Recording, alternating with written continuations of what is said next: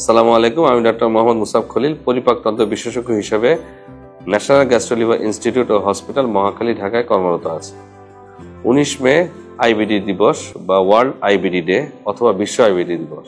IBD সম্বন্ধে বলতে হলে আমাদের প্রথমে জানতে হবে এই রোগটা কি এবং আইবিডি দিবসই বা কি। 19 মে আইবিডি দিবসের মূল প্রতিপাদ্য বিষয় IBD has no borders, talking about it, breaking the taboos. IBD এমন একটি রোগ যে বাংলাদেশে এটা উত্তরোত্তর বৃদ্ধি পাচ্ছে।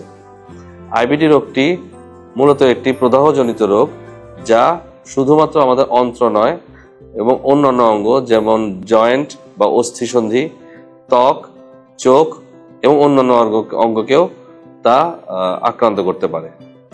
আইবিডি রোগটি মূলত দুই ভাগে বিভক্ত, একটি আলসারেটিভ কোলাইটিস আর একটি হলো ক্রনস ডিজিজ।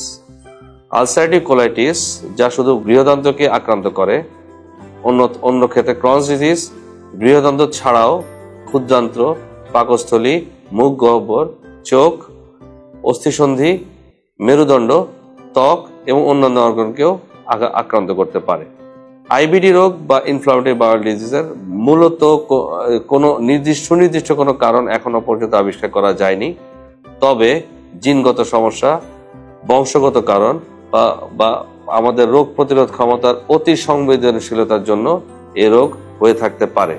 আইবিডি রোগ বা ইনফ্লামেটরি বাউল ডিজিজ যদি আর্লি বা দ্রুত শনাক্ত করা যায় তবে এ রোগ নিয়ন্ত্রণ করা সম্ভব।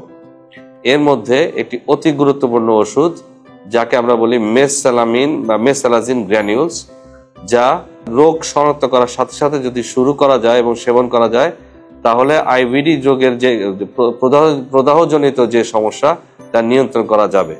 আইবিডি একটি জটিল কিন্তু নিয়ন্ত্রণযোগ্য রোগ।